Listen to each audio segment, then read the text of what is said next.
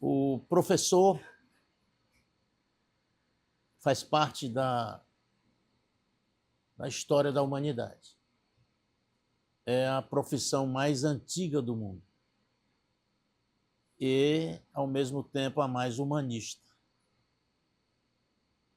Lá atrás, você chegava numa mesa de qualquer restaurante e na mesa um se dizia: eu sou doutor, médico, advogado, sou delegado, engenheiro, jornalista.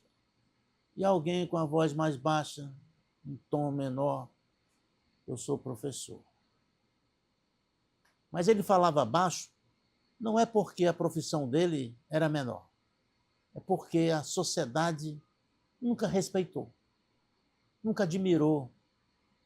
As famílias não se orgulhavam de ter um professor em casa. Raros casos. Hoje, o professor tem mais altivez. Ele já diz na mesa em voz mais alta: eu sou professor. E para que esse objetivo tenha sido alcançado, alguns homens, alguns brasileiros, cearenses, lutaram bastante. Foram às ruas, às praças, entraram nos palácios, no coração das pessoas, na mente dos políticos e, principalmente, convencendo os governantes e, hoje, até mesmo o Poder Judiciário se aliou aos professores. Eu vou trazer aqui uma pessoa agora para a gente conversar, que é um desenho de tudo isso. Um homem sério, um professor, um historiador, e que abraçou a educação desde o seu nascedouro, praticamente. Ele vem do movimento estudantil antes dos anos 80. Eu vou conversar com o professor Anísio Melo, um homem admirável. Ele é o presidente do sindicato APEOC, um dos maiores sindicatos de professores do país. Ele conseguiu integrar toda uma rede de professores para ser uma voz só, uma unidade só. E eu acho retumbante a perspectiva de que, ou na qual, tenhamos um professor com altivez, um professor bem remunerado, um professor que tem condições de trabalho, um professor que é ouvido pela família e um professor que é admirado pela sociedade. Então, Anísio, seja bem-vindo aí. Eu queria dizer para você do meu respeito, da admiração, pela sua perseverança, pela sua coragem e pela força que você exerce de forma humilde, simples, como um simples militante, mesmo sendo um líder. Eu ouvi do presidente Lula, que esteve agora em Fortaleza, ele dizendo que a sociedade brasileira negou aos professores e aos pobres o direito da educação. Que pobre tinha que ser empregado doméstico, operário, um agricultor, nada mais que isso. Tinha que ser submisso à elite. Eu vou lhe fazer a primeira pergunta, ou a primeira conversa. Qual é, hoje, a realidade do professor no Ceará? Roberto, primeiramente, não poderia deixar de agradecer o espaço. Aliás, muito feliz por ver você construindo esse espaço do jornalismo. Nós convivemos já há décadas. Eu digo que você trouxe o jornalismo para dentro do trem da história, percorrendo o processo com observação crítica, qualificada, e oportunizando e dando voz àqueles a que essa máquina não deu. Então, estou muito feliz por estar aqui, e essa abertura que você faz da nossa conversa, ela é uma homenagem aos educadores e educadoras do Brasil, que compreende na sua fala um reconhecimento muito difícil de ser conquistado. Estamos em busca desse reconhecimento, principalmente o reconhecimento social. Isso que você falou, a sociedade precisa compreender, valorizar a educação a partir dos profissionais que possibilitam garantir acesso à educação de qualidade, né, com a formação humana, científica, profissional, aos estudantes, universalizada e com a responsabilidade do Estado. Então, nós, educadores, chegamos nessa evolução fruto de muita luta no chão da escola, lutando primeiramente para retomar a democracia e, dentro desse processo de democracia, garantir em lei os avanços que nós conquistamos. Então, eu acredito isso a um esforço coletivo, a instituições, a associações, a sindicatos, ao movimento estudantil, que fez chegar ao Congresso Nacional, às câmaras de vereadores e assembleias legislativas, propostas que nos viesse a trazer hoje uma categoria que tem um piso nacional do magistério, conquistado, que muitos atacam, a gente reage, mantém. Garantimos agora que o piso efetivamente tem que ter a inflação mais ganho real, apesar do Congresso Nacional querer derrubar. O sindicato dos prefeitos e prefeitos, que eu chamo a CNM, ao invés de compreender que tem que lutar conosco para colocar mais dinheiro dentro do Fundeb. Os prefeitos são os grandes inimigos dos professores, né? Como é que pode um negócio desse? São adversários nossos quando a gente diz para ele, nós queremos sim, prefeito, prefeita, colocar o dinheiro dentro do Fundeb.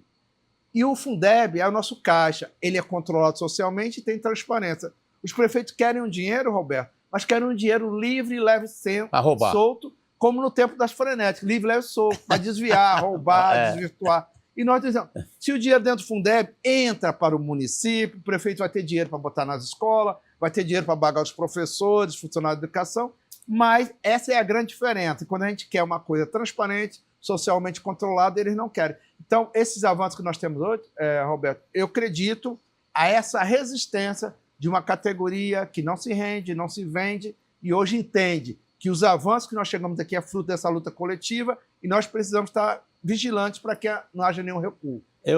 Para justificar as minhas palavras iniciais aqui no programa, nós vamos ver umas fotos de um pouco da história do Anísio Melo, que conta aquilo que eu falei no início. Aí está o Anísio. Onde é essa foto? Essa foto é num debate, acho que há uns 10 anos, uns 20 anos atrás, onde nós diziam que nós éramos loucos. Nós dizíamos que era necessário criar um sistema nacional de educação com recursos do Estado, da União e dos municípios, e que esses recursos deveriam chegar controlados socialmente, que nós já falávamos de a ultrapassagem do Fundef para o Fundeb. E para você ter uma ideia, o Ceará é herdeiro dessa luta. Hoje nós tivemos Fundeb, no Fundeb, porque neste momento aí a gente está falando disso. E as pessoas diziam que era impossível. Impossível é quando você não tem a coragem de fazer a luta. Então, o impossível tornou-se realidade e foi um debate muito importante, né? Mais de 20 anos atrás. Vamos passar aí para a gente ir passando por alguns momentos. Aí. Esse momento foi no governo de transição da Isolda Sela, no momento eleitoral, acho que era 2022. Foi, né? Em 2022, quando o Camilo saiu. Saiu, né? A Isolda ficou. E neste momento aí, a Assembleia na Escola da Alto Bezerra, nós dizíamos que foi no momento eleitoral. Fizemos uma manifestação no Palácio da Abolição, cercamos o Palácio, fizemos uma assembleia para dizer que os recursos do precatório Fundef não poderiam ser desviados. E aí a gente conquistou a lei que garante que o Fundef da rede estadual não pode ter imposto de renda, tem que ser entregue integralmente o respeito à ação que nós ganhamos na Justiça. E foi uma resistência. Foi proibido pelo governo essa Assembleia. Parte do movimento social não foi ameaçado pelo governo, mas aí mais de 3 mil professores no Adalto Bezerra nós colocamos. Mas você fala dessas questões, mas você é, de certa forma, amigo do governo, né? É uma coisa, outra coisa, outra coisa. Eu digo, qualquer governo, de qualquer cor, de qualquer sabor, terá de nós a mediação, o diálogo, desde que respeite nossos direitos. e qualquer governo de qualquer cor que ousar nos atacar terá a nossa resposta. Esse foi no momento do governo da Isolda. Eu lembro, o Veveu vai lembrar, posso falar aqui, que me chamou numa reunião dia domingo no Palácio e nós mostramos que a Isolda deveria romper com algumas posições que eram colocadas pelo governador Camilo anteriormente e ela deveria ouvir a voz da nossa Assembleia. E realmente, depois dessa Assembleia aí, depois da nossa movimentação, tivemos diálogo e conquistamos a lei que permite ao Estado do Ceará receber os precatórios de forma integral. Agora vamos mais um pouco à frente. Eu sou amigo de todos e todas que queiram participar da educação. Aí é um momento no Palácio, né, o dia D de mobilização, eu tinha feito uma cirurgia, eu estava com tumor, esse chapéu aí é porque eu tinha raspado a cabeça de cirurgia. Alguns pensavam que era uma coisa estética, mas era uma coisa, a questão da saúde. Não parei, tá recém-operado aí, e nós fomos ao Palácio para cobrar exatamente que o governo cumprisse a pauta que estava relacionada não só à questão salarial, mas também o respeito ao concurso público, à convocação.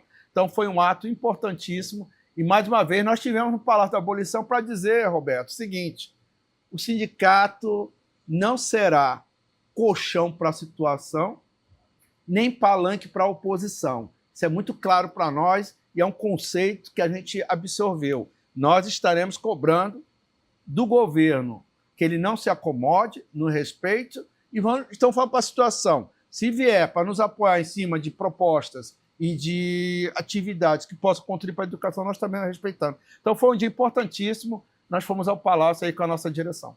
Vamos mudar um pouco o cenário aí. Mais uma vez, aí já é na questão do Ministério Público, né? Da questão dos precatórios do Fundef, nós pedindo a antecipação. Mas aí também é no abolição, né? No abolição, Palácio da Abolição.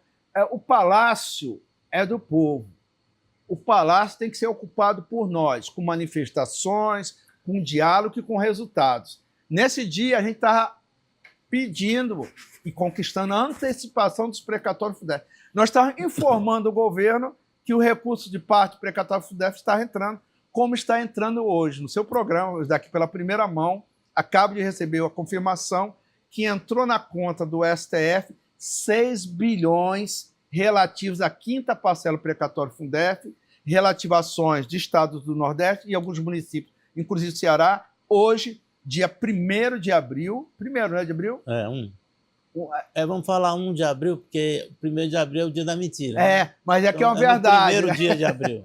A verdade provada e comprovada que hoje... Esse dinheiro estará quando? Pronto. Em breve, né? Aí, primeiro, esse recurso, pela lei, entraria até dezembro deste ano. Nós fizemos várias movimentações junto ao Tesouro Nacional, o STF, e o dinheiro foi antecipado para o primeiro semestre, foi antecipado e já entrou agora, hoje, no 1 de abril, nas contas do STF, 6 bilhões por todo o Norte e Nordeste. Desses 6 bilhões, a rede estadual, que é no caso aqui de professores da educação, terá 300 milhões relativos à quinta parcela, que estão na conta. Nós já fizemos uma petição para agilizar. Agora o governo do Estado, alô governador, tem que fazer o pedido de agilizar para que o dinheiro entre na conta do Estado. Já falei com a comissão técnica do SEDUC-APO para trabalhar logo o dinheiro entrando este mês de abril nos cofres do Estado. A comissão está apta a liberá-lo e liberar esse pagamento mais imediato só possível. Explica para os professores não ficarem em casa sonhando quem tem direito e quem não tem direito a receber. Primeiro, é uma conquista. Precisamos entender. Sabe quanto é o montante geral de precatório Fundef que seriam desviados? 150 bilhões, Roberto. Nossa. Iriam ser desviados. Interessados, construtoras, né, as empreiteiras, editoras, livrarias, né? Eu acho que até o Banco Macho estava interessado nesse dinheiro e tentou meter a mão também. Tentou meter a mão parte desses dinheiros precatórios. Então, a nossa inteligência, a resistência, contrariando parte do STF, Ministério Público, Tribunal de Contas, governo, todas as cores e sabores, que não queriam nenhum centavo para a educação, nós conquistamos na justiça, na lei, está garantido. Dos 150 bilhões, cerca de 9 a 11 bilhões vem para o Estado do Ceará. entre rede estadual e redes municipais.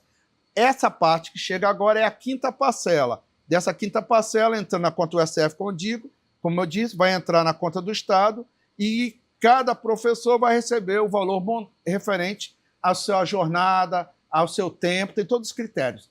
E quem é beneficiado? Os professores que atuaram de 1998 até 2006, porque esses recursos são inerentes a precatórios do Fundef.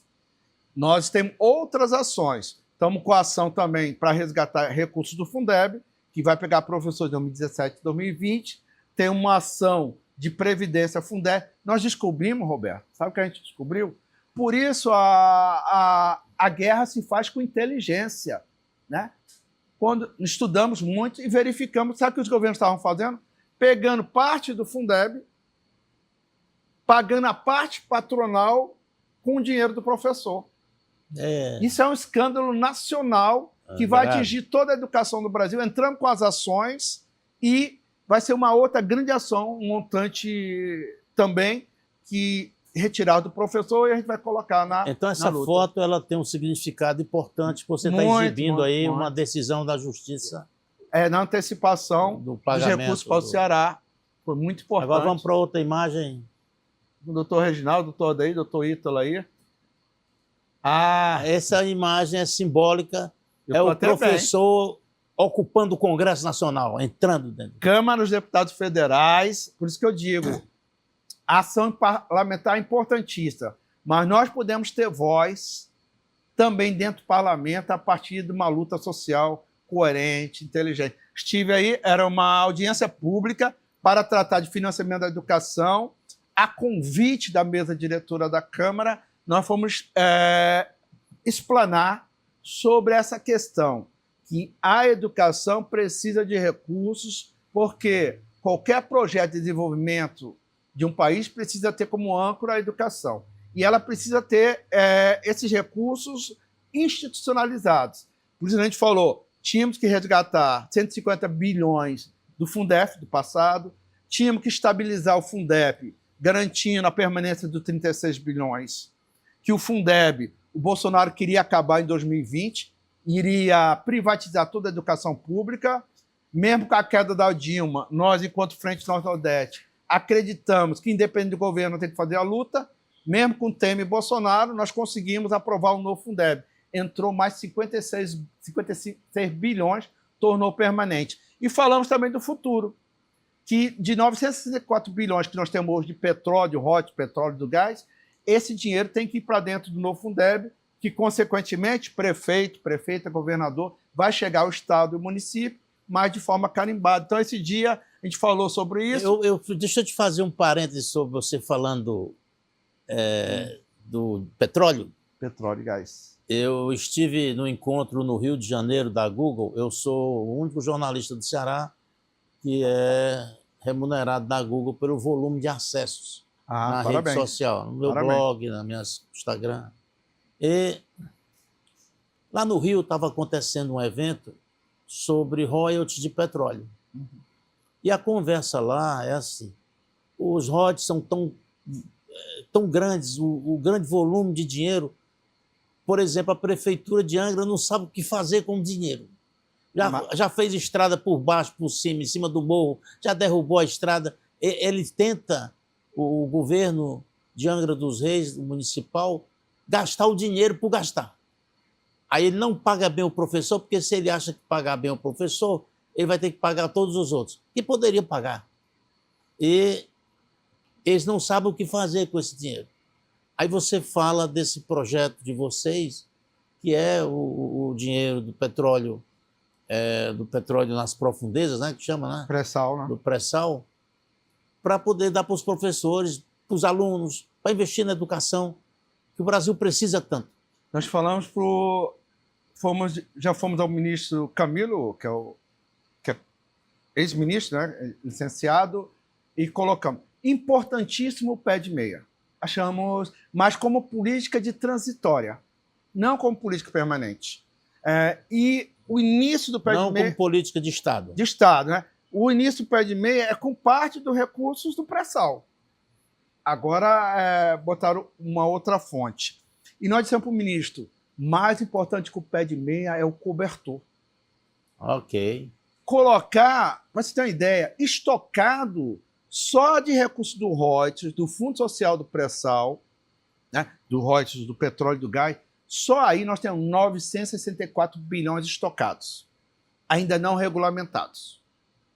Se nós colocarmos isso dentro do Fundeb, ele irriga os estados e municípios, garante a estrutura das escolas, pode e deve valorizar o profissional de educação e, principalmente, pode ampliar essa noção de escola em tempo integral, dando a escola como albergue, com investimento na saúde, na cultura, no esporte, que é o grande sonho de Anísio Teixeira, Manifesto Pioneiros, 1932, Darcy Ribeiro, que já falavam a escola em tempo integral ela tem que ter essa compreensão, né? É o grande abrigo das nossas crianças. O Darcy Ribeiro e o Anísio Teixeira falavam da revolução da educação no mundo, né? E eles não alcançaram totalmente os grandes resultados, como na Coreia, na China. Eu tive o prazer de conhecer Darcy e Brizola. Coisa boa, né? E esses países como a China, a Coreia, Singapura, enfim, eles tiveram uma grande revolução na educação. Né? Os países tinham 96% da população analfabeta, sem o ensino fundamental, e hoje tem 90% da população graduada, né, nas universidades públicas e privadas. Né? Os países escandinavos, ali a Suécia, a Suíça, a Noruega, com recursos do petróleo que eles tiveram, agora diminuto, né, eles pegaram, criaram um fundo social, investiram na estrutura do Estado, investiram socialmente na educação. Hoje criaram uma sociedade que está dando exemplo a todo mundo.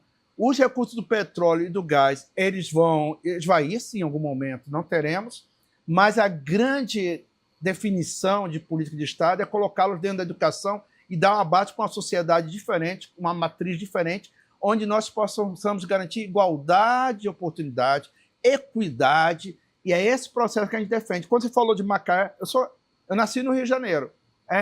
Esse dinheiro do petróleo de Macaé, dos estados do Rio e de São Paulo, onde tem, eles não estão regulamentados.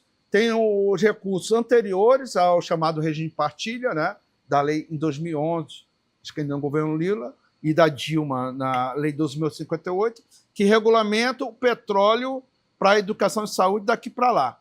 Mas mesmo assim ainda não foi regulamentado. E esses que não eram regulamentados, o dinheiro, a prefeitura recebe um absurdo de royalties, mas não emprega socialmente. Então, são obras, superfaturamento, roubo, corrupção, roubo. O Rio de Janeiro é um exemplo de Estado destruído. O Rio de Janeiro teve 3.000 operações policiais em 3 meses esse ano. A gente não pode achar isso natural.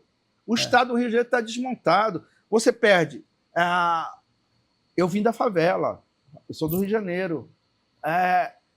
A maioria dos meus amigos já morreram com 20, 21 anos. Eu escapei e acredito isso à educação.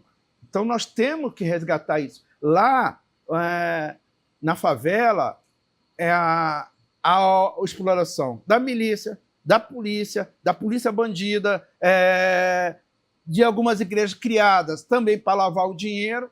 Então, a cidade está refém. O Estado se perdeu, né? Ou o Estado agora está controlado dessa forma. Então, esse tipo de combate a esse Estado paralelo só pode ser desfeito a partir de um processo educacional, de inclusão, de desenvolvimento, que a gente possa unir os homens e mulheres de boa fé. E, nessa perspectiva, eu acho que a luta social é um dos espaços. Mas nós temos que ter intervenção também no Congresso Nacional. Anísio, eu vou fazer uma pergunta agora, indo para a sala de aula. Né? Eu era garoto e tinha o pós-governo Virgílio Távora e foram nomeados 30 e tantos mil servidor público, grande quantidade de professores. Aí tinha concurso, né? Aí diziam na época que seria uma vergonha, tinha professor nomeado que não sabia nem ler nem escrever, Como é que se deu esse avanço aqui no Ceará, que tornou o Ceará um estado referência no Brasil na educação pública, com relevantes números, índices que são incontestáveis, onde as escolas públicas do Ceará são modelo para o Brasil. Roberto, eu estou no Ceará, hoje me considero cearense e tenho orgulho dessa terra. Tenho orgulho... E você tem um título de cearensidade dado pelo governador Mano, né? Quando era deputado. Quando era deputado, tive a honra de ser indicado para receber o título de cidadão cearense pelo deputado, à época, Eumano de Freitas. Ainda não recebi. E foi secretário de Educação, né? E foi secretário de Educação do município. E tem o título de cidadão fortalecense já entregue, já recebi. E, para além do título, eu me sinto, porque aqui foi a terra que me Eu fiz essa pergunta porque você vai responder ainda, mas só para justificar para o público, porque a imagem do Anísio é o do sindicalista, é o do cara do meio da rua na manifestação, é o sujeito que é trombador, que não tem porta fechada, arromba, em busca de um sucesso para a categoria. Eu bato também. Toque, toque, toque. Então, eu queria ver esse outro lado do Anísio, do conhecimento sobre a educação, para saber, eu e o público, onde nós estamos representados, de certa forma. Né? Então eu tenho muito orgulho. E, assim, agradecimento a Deus, às forças espirituais que nos guiam. Orgulho de ter família aqui, tenho meus filhos, tenho os meus netos, e acho o Ceará essa terra da luz mesmo. Mas essa construção, essa mudança, essa evolução na educação, num país onde o Ceará é uma ilha de prosperidade no sentido das políticas públicas para a educação, é referência nacional e ninguém pode negar. Mas foi uma construção que nós ajudamos também, do ponto de vista coletivo.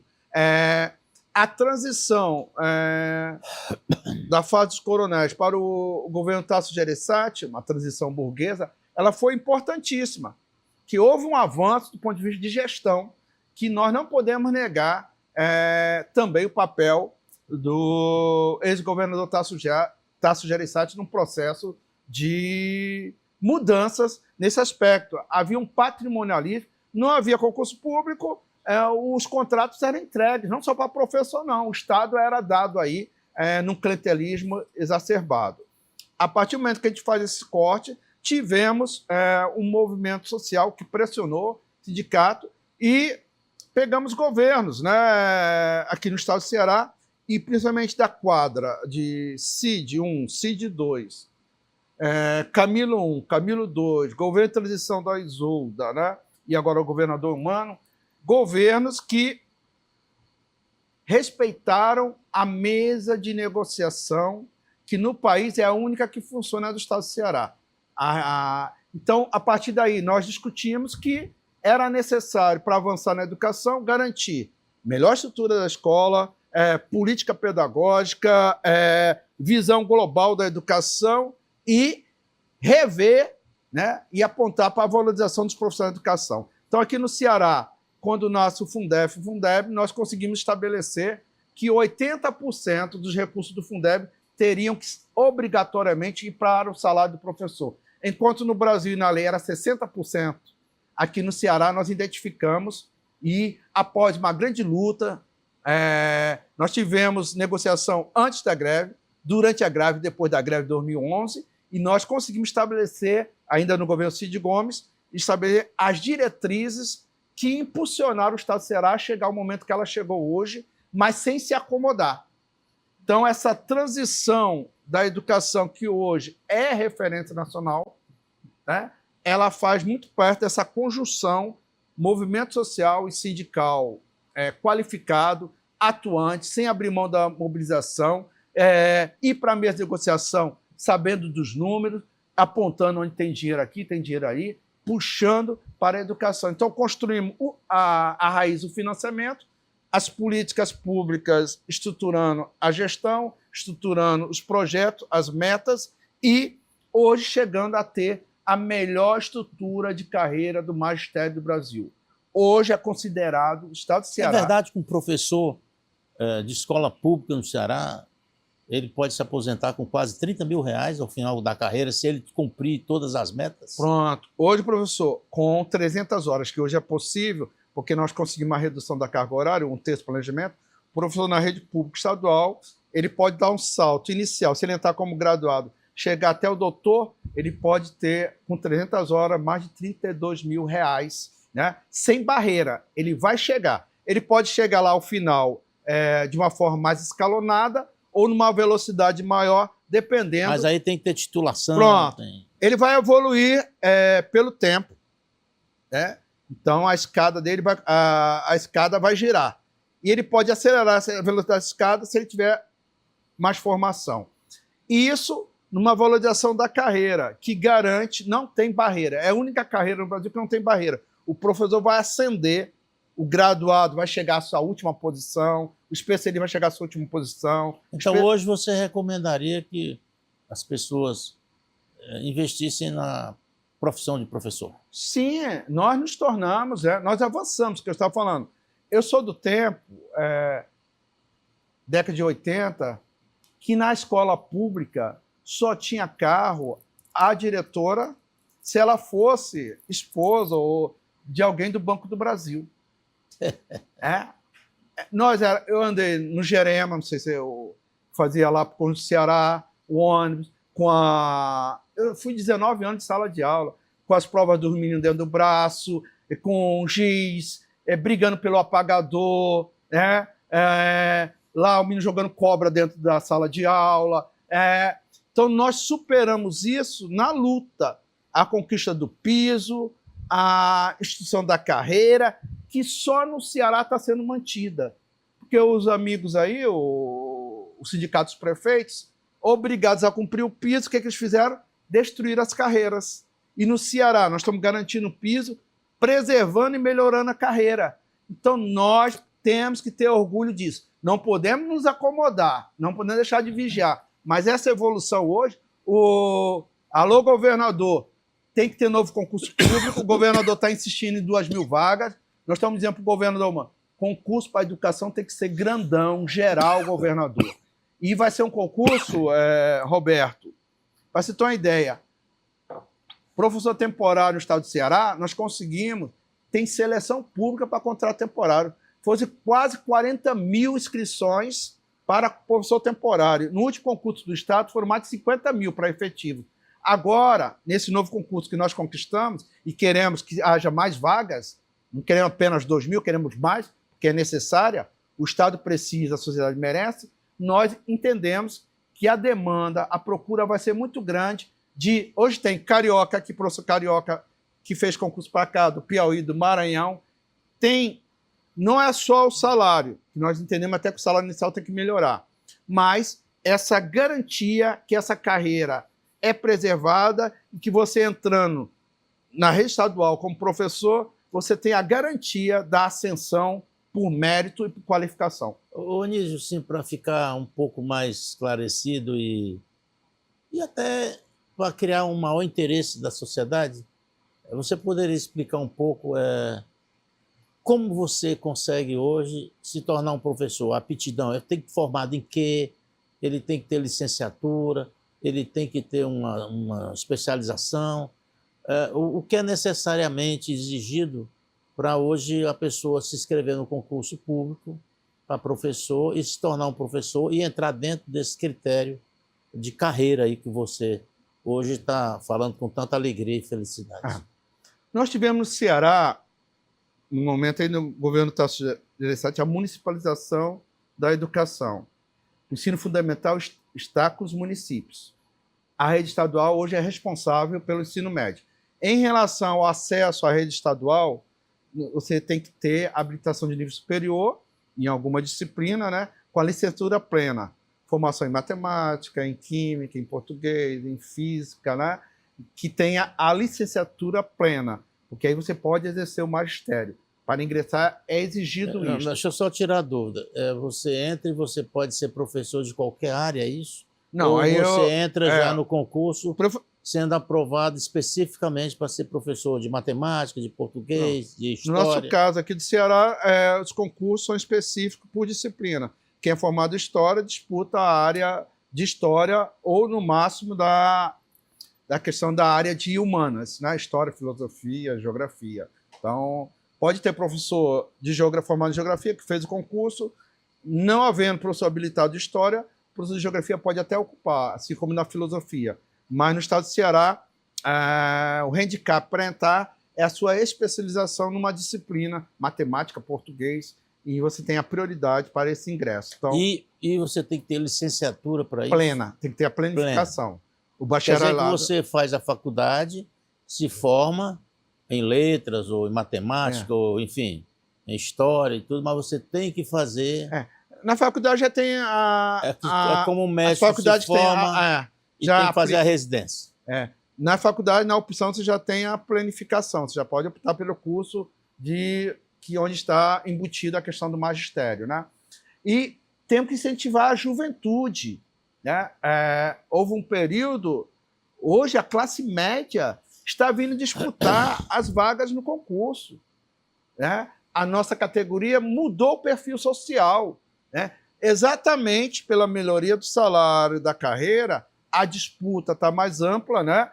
E nós, professores, isso é muito bom, trazer a classe média para compor o nosso quadro, mas sabendo que nós temos, essencialmente, que abranger toda a sociedade, mas um setor dos nossos alunos, a sua maioria, são os filhos dos trabalhadores e das trabalhadoras que têm na educação pública a única oportunidade de avançarem, de sentarem numa mesa de restaurante e, ao sentar, dizer: eu sou professor da rede pública com muito orgulho, entendo que a escola tem que ser ampla, laica e tem que garantir um desenvolvimento social, que o Ceará passa por isso. O presidente Lula, eu falo do Lula porque ele tem umas tiradas que são interessantes, né?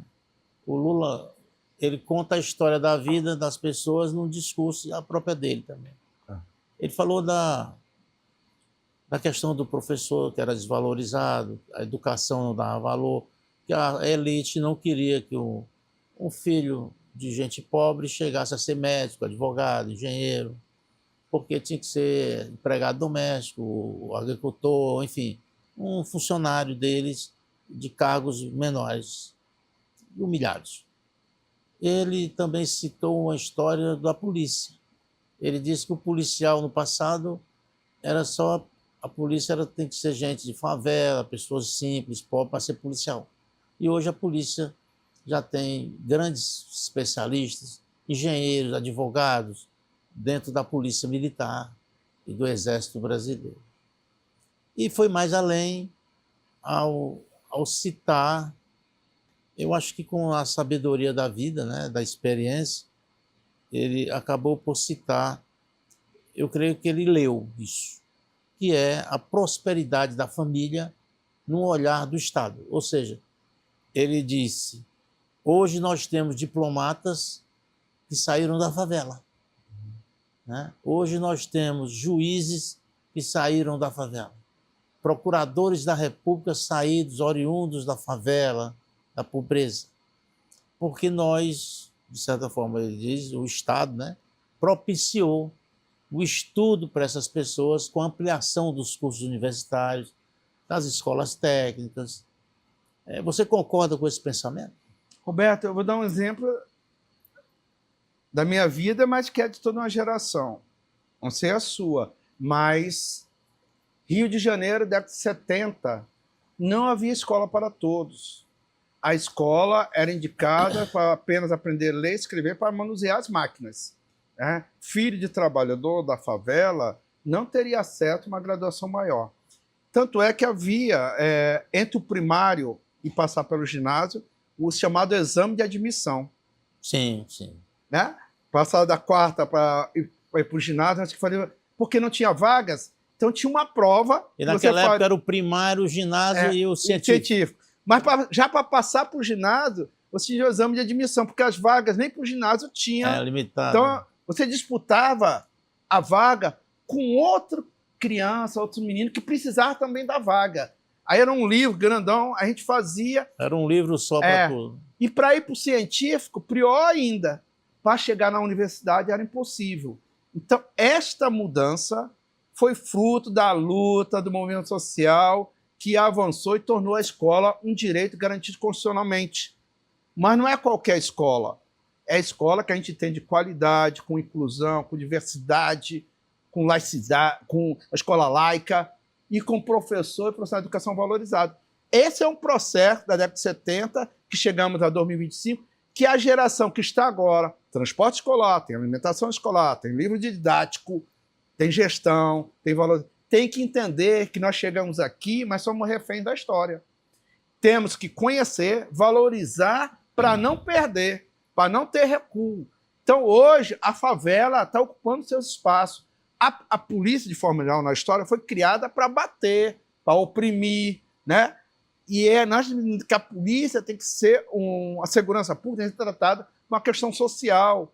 Ela tem que ser pacificadora, mas ela tem que ter elementos de inteligência para ir lá realmente aonde o tráfico, o narcotráfico, a corrupção esteja, seja na periferia, seja na Farias Lima. Tem que ter a mesma conduta e pegar, porque ao final o grande crime não está na favela, né? Está lá dentro dos grandes centros e muitas vezes dentro do próprio Congresso. Então nós podemos dizer que essa escola, que Anísio Teixeira, que Darcy Ribeiro, que grandes defensores... O próprio Brizola, né? O próprio Brizola, né? Fui contemporâneo do Brizola. Paulo Freire, né? Estive nos comícios da Cinelândia, né? Pela anistia ampla, geral e restrita, né? Era office boy da Mesbla. Não sei se você lembra da Mesbla. Todos nós, né? aqui tinha filial aqui. Então, há uma história, e nós não podemos escrever a nossa história. Dos meus amigos, do Morro, que já faleceram, né? Então, a oportunidade que a educação nos dá é uma oportunidade que a sociedade tem que compreender que nesse processo tem que ter unidade. A educação tem que unir uma nação. Ainda para encerrar esse ciclo aí da conversa sobre a importância do papel do professor, eu lhe perguntaria, Anísio, algo que, para mim, tem muita relevância e eu acho que para as pessoas que estão assistindo a gente também. Como inserir na sociedade o professor como um intelectual, uma pessoa que pensa, que transfere conhecimento, porque o professor muitas vezes é visto como um papel secundário, quando ele, na verdade, ele tem uma importância primeira. Ele é mais importante que o médico, que o advogado, especificamente porque ele forma da criança, a mente da criança para o futuro. E do jovem também, né, e do adolescente.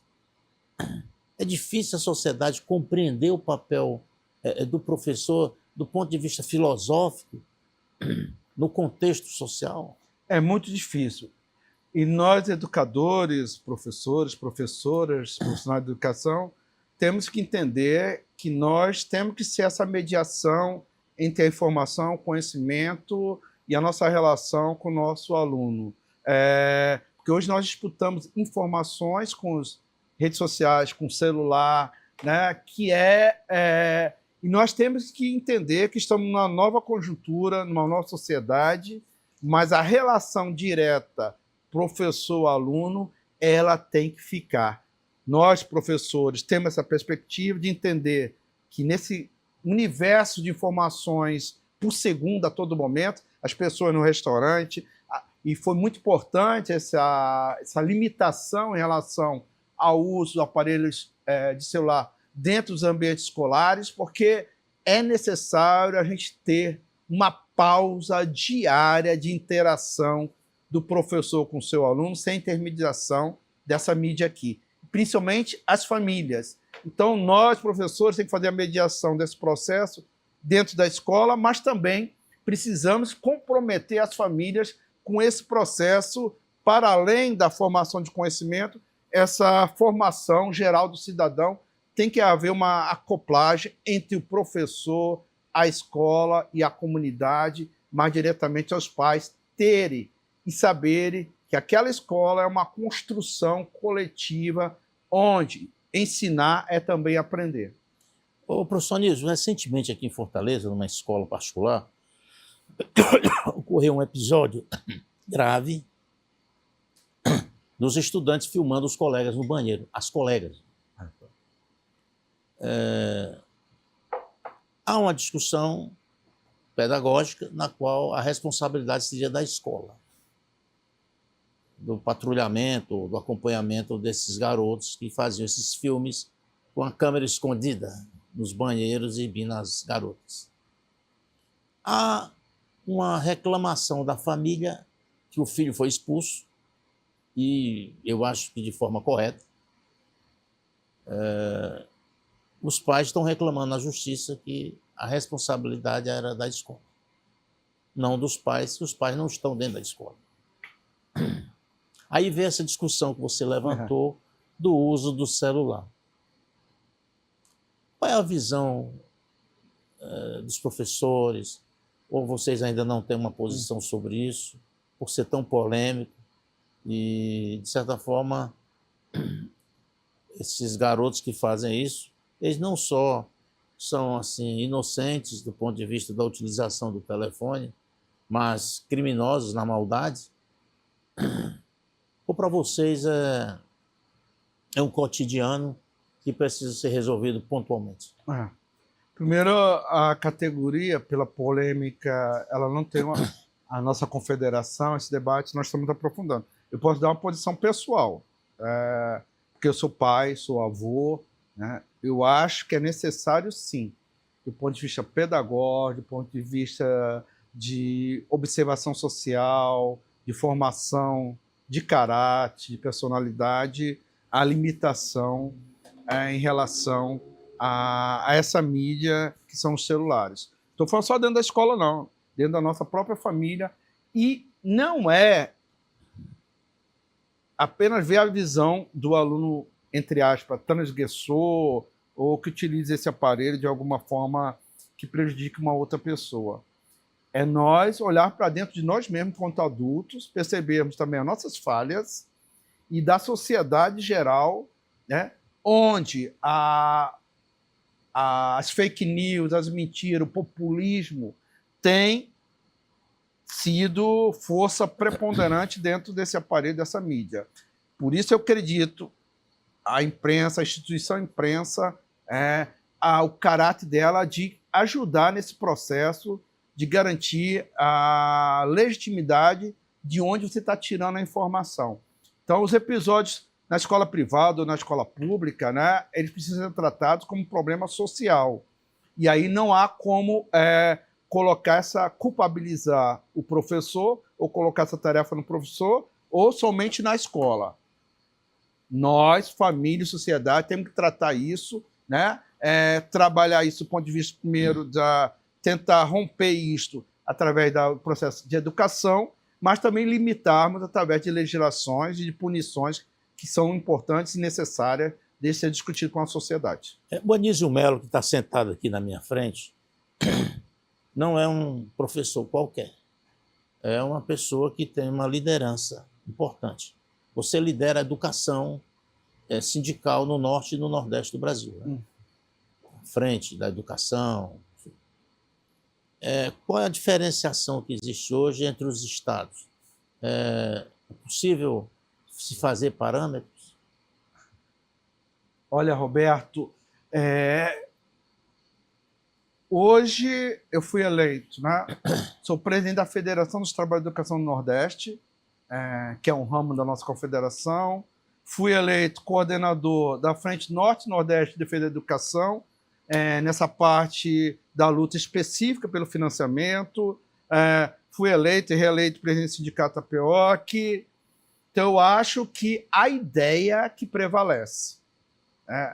Com muito orgulho que a ideia de unidade, de amplitude, de qualificação do discurso, com leitura de números, com compreensão de orçamento, com visão mais global na necessidade de interação, de articulação com a sociedade, de que ninguém sozinho vai fazer nada, nos deixa muito orgulho. E eu faço o périto de conhecer, né? Eu tenho Fiz agora uma viagem à Caravana da Frente, o projeto que a gente está lançando. Saí daqui de Fortaleza, fui até Salvador de carro, com mais 4 companheiros.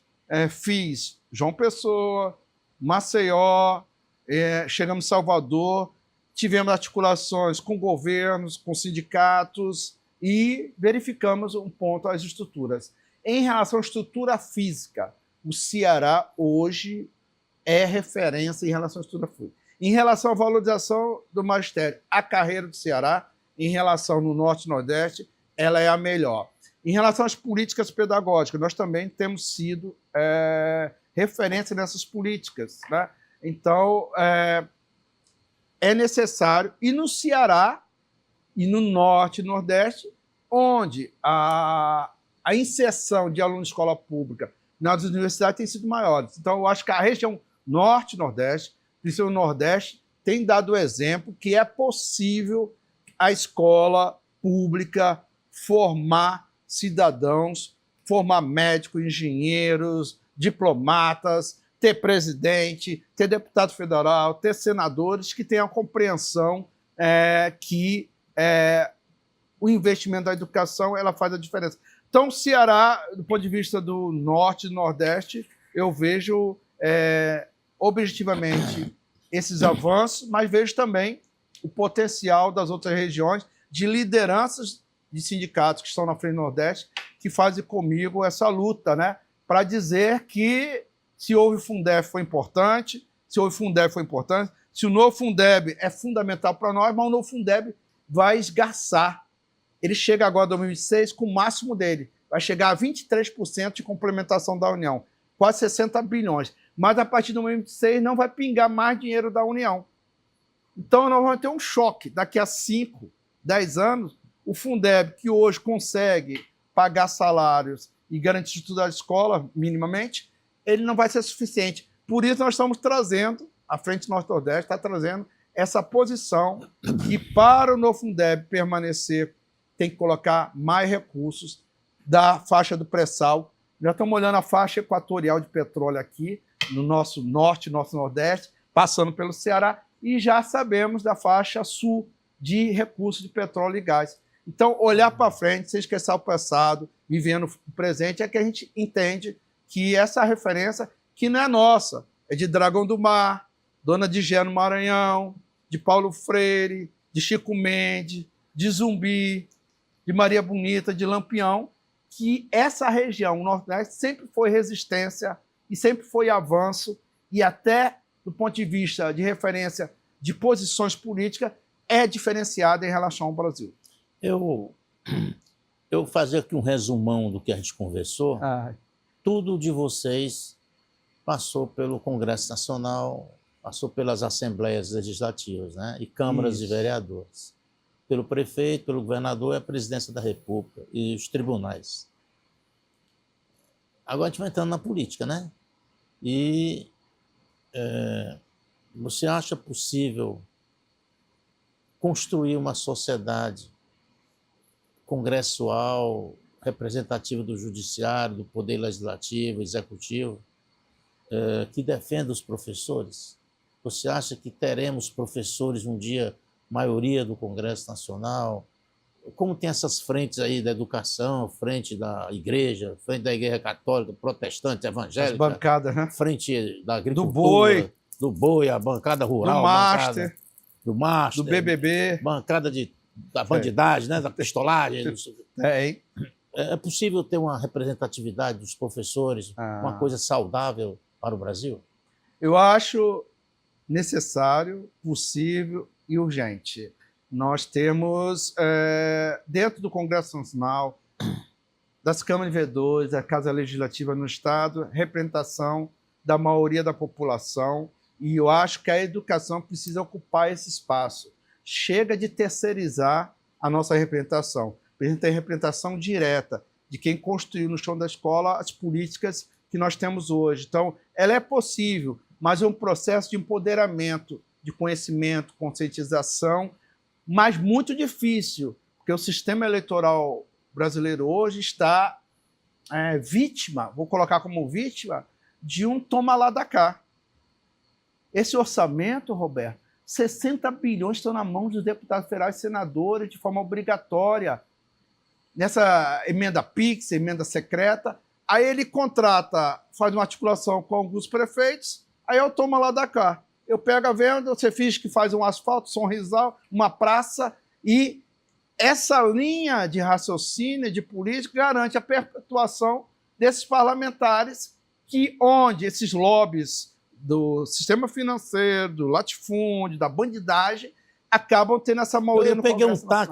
Eu peguei um táxi para ir a um evento na Beira-Mar, o meu carro deixei no jornal, e, curiosamente, o motorista do Uber, quando passou em frente a um prédio bonito que tem na Beira-Mar, eu disse, rapaz, que prédio bonito, qual é o nome desse prédio? É Edifício Pix. Aí eu disse, por quê? Isso é tudo dinheiro roubado. Então, a sociedade... né? Mas eu vou tirar esse assunto aí. Eu queria insistir nessa questão do professor na representatividade política. Você acabou de se filiar a um partido político, você pretende disputar a eleição, eu acho. Né? E como é que, de forma contundente, a educação cearense, porque ela me parece que faz uma aposta boa no secretário Edilvan, né? Alencar, né? Edilvan. Que é secretário de Educação de Fortaleza, foi secretário de Educação do Estado. E ele me parece um político muito correto, pessoa... Ele não é professor, mas ele é uma pessoa que aprendeu a amar a causa da educação. E você é uma pessoa da educação. Você acha que chegou a hora, repetindo a pergunta, do professor, do servidor da educação, dessas pessoas, apostarem em todo o Brasil em nomes para eleger e ter essa representatividade? Tem uma música da Alice Brandão, né? Que fala, na sala de aula que se faz uma nação, né? Sim. Eu acho que no Congresso Nacional que o professor pode mudar essa nação. Eu entendo as lutas dos movimentos sociais. Se você pegar, você pode dizer qualquer política pública aqui no Ceará em relação a recursos, quem lutou, quem garantiu foi a luta social. Nós não podemos mais deixar que sequestrem as nossas vitórias e a nossa representação seja terceirizada, quarteirizada. Porque no episódio dos 150 bilhões do precatório do Fundef, eu vivi isso. Nenhum parlamentar cearense nos apoiou. Na hora do novo Fundeb, todos diziam que era impossível. No recurso do pré-sal, na hora que a gente quer garantir, nenhum parlamentar nos apoiou. Seja que tenha mandato ou ex-mandatários. Na hora H, foi a força do movimento social que institucionalizou na luta jurídica e na legislação a garantia desses recursos. O que nós compreendemos que essa representatividade não é só de um professor, não. Precisamos de professoras, de funcionários públicos, de camponês, de representação de base dentro do Congresso Nacional. No caso do professor, nós precisamos ter um professor do chão da escola, porque não podemos deixar que os interesses dos governos, quem foi secretário, é secretária, tem cargo público, ele tem um limite de comprometimento com a categoria. E nós não podemos mais ter esse limite. O que nós ousamos agora, Roberto, é colocar 964 bilhões dentro do novo Fundeb, enquanto o lobby dos prefeitos e governadores não querem. Enquanto setores, você falou que eu estou me refiliando ao PT. Eu sou do PT desde 85. Né? Desde a fundação. Desde a fundação. Desde aqui que a gente tinha da Maria Luísa, Otto Fonseca, refiliando, e voltei, saí porque queriam enquadrar o movimento social, sindical, e eu não achava justo. Saí e mostrei que é possível ter vida política e resultado fora do PT. E trouxe esses resultados para dizer que o PT precisa agora qualificar nossas vitórias e avançar garantindo a representatividade da base. E essa volta tem um compromisso. Eu acredito na política, um compromisso. O programático, de plataforma, não de interesse de cargo, ou seja, cargo. É um absurdo também, além das emendas PIX, a utilização da máquina para eleger deputados e deputadas. Gestor que fica no... E o dinheiro do PIX. Com o dinheiro do PIX, com o dinheiro do servidor, com o dinheiro nosso que nós garantimos. O dinheiro do PIX, não, da emenda PIX. Da emenda PIX, né? E da estrutura de governo. Então nós precisamos entender que a eleição, para além de qualquer coisa, é um processo pedagógico. E nesse processo pedagógico, nós achamos sim que o professor tem que mostrar o seu valor, tem que ir para o Congresso Nacional, tem que ir para a Assembleia Legislativa, para a Câmara de Vereadores e tem que ocupar os espaços executivos também, numa perspectiva de fazer o debate, de dizer para o Trump, que está de olho nas terras raras, no pré-sal, que aqui tem soberania, tem democracia, e para dizer também para Lula e para qualquer governante que o dinheiro do pré-sal é para a educação, para valorizar todos os profissionais de educação e garantir a escola com inclusão e equidade para todos os trabalhadores e seus filhos. Aí foi o Anísio Melo. Eu espero que vocês tenham gostado da conversa. Faltou alguma coisa, Anísio? Não, eu acho que você me deixou à vontade, me coloca à disposição de conversar aqui em qualquer lugar. Você é uma pessoa que eu quero ter esse reconhecimento, que eu convivi contigo décadas, você manteve o seu compromisso com o jornalismo íntegro, verdadeiro e de aspecto social. Então, te parabenizo e agradeço o espaço. Você gostou aqui do... Muito bom. Pessoal, muito bom aqui. É um espaço que a gente tem que aproveitar e agradecer a toda a sua equipe, dar voz, muitas vezes, vozes que são silenciadas pelas máquinas, pelas estruturas, mas elas não se calam, não se vendem e não se rendem. A imprensa deve ser sempre livre e altiva. Altiva. Então, eu agradeço, professor Anísio, e eu espero que o senhor goste quando ver a entrevista, ao ver, ao sentir o efeito.